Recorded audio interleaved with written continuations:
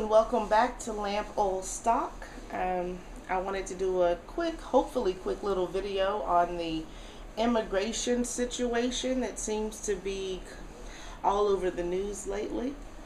When I first saw it, I just ignored it because I really didn't care. But the issue is that I keep seeing everybody putting up posts about the immigration situation and throwing fear and just craziness out there. You have people saying, oh, I'm for this caravan, let's bring them all in and do the kumbaya thing. And then you have other people saying, oh, we've got to stop them, we've got to do something about it, they shouldn't be let in. And what I feel about it is, mind your damn business. Now, there's a lot more going on. I mean, there's a whole lot going on with this migrant crisis for no real good reason. I mean, how many people are we talking about here? I don't care. I am a Hebrew Israelite, and if you watch my video, Give Us Free, you know I'm not an American citizen, so I don't give a damn what happens to this country. All I care about is what happens to my people, and those people are doing their thing. I know that they're coming over here to this country, but what if I decide that I need to run over to their country? Am I going to want these people yelling and protesting and saying, keep me out, if I feel the need that I have to run? No, I'm not. I'm going to want their support, or at least them to mind their own damn business when I'm trying to go. So I wanted to give some Bible verses that tell you exactly that. I believe that maybe some of these people are Hebrew Israelites, some of them aren't, but at the end of the day, I don't have any dog in that fight, because they allow so many immigrants into this country and they don't have to run for the border. If you look at the statistics and how many white people they let over here because they have a little money, and ain't nobody arguing and bitching about that. All of them white people get pregnant, they come over here, they rent them out a penthouse, they have their baby, they leave so their babies can be citizens or dual citizens. You don't see nobody protesting or yelling for them white fuckers to get the hell up out this country.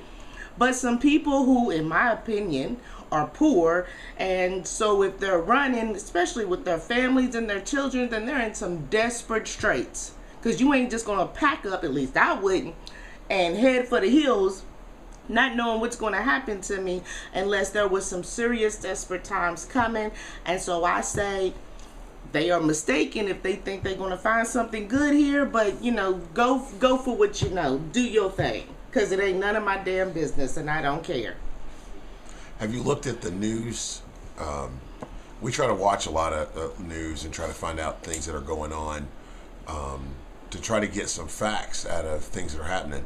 And if you're checking out just your mainstream news, they make it seem like these people are only traveling because, well, they really don't talk much about why these people are coming in any way, shape, or form. They don't talk about what happened, how they got started. I mean, they make it seem like literally a group of people woke up one morning and decided, you know what, hey, 9,000 miles away is the United States border. Let's just go. Let's just do that. Let's just walk on over there. That's not what happened in it at all. That is not what happened. If you go back and you check, if you start Googling this search, the caravan, you'll see that the Catholic Church went to Honduras and organized a group of people to walk away. And originally they were planning on doing just about 500 people, walking about 500 people out of Honduras, and then getting onto buses, and then driving to the United States. And the other thing is, they do this every year.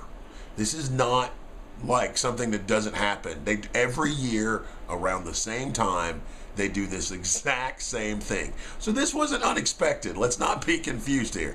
This isn't a new thing. They do it every single year. So they're making it sound like this new crisis of these new people, and that's complete and utter crap.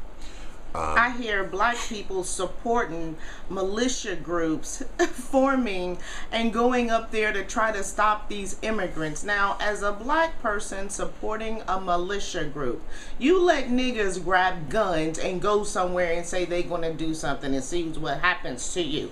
But you can support these white people. I don't want any white people with guns.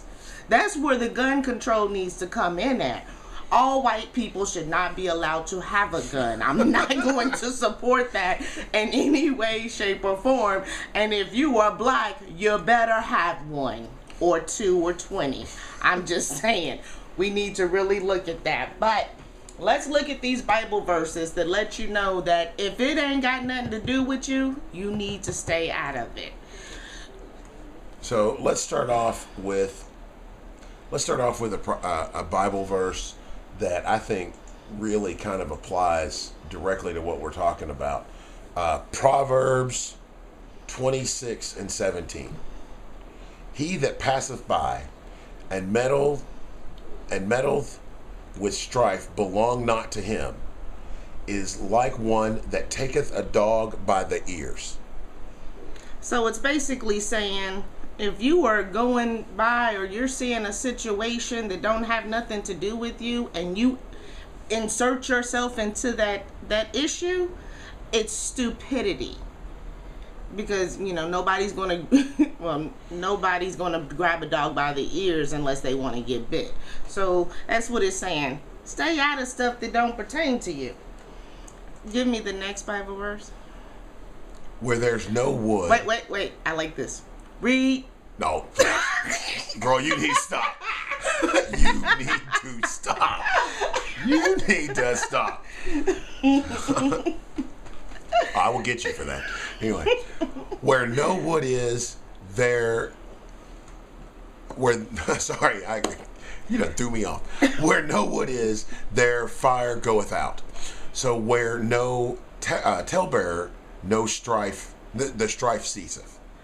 As coals are to burning coals, and wood is to fire, so is contentious man to kindle strife. So it's saying, like right now in the news, you have everybody talking about this immigration thing. Well, like my husband said, it happens every year. So if people weren't talking about it, if we didn't keep seeing post after post after post, this issue would go away. So it's, where there is no wood, the fire goes out. So where there is no talebearer, the strife ceaseth. So if people weren't talking about it all the time, people wouldn't be upset about it. Because there'd be no strife because there'd be nobody talking about it.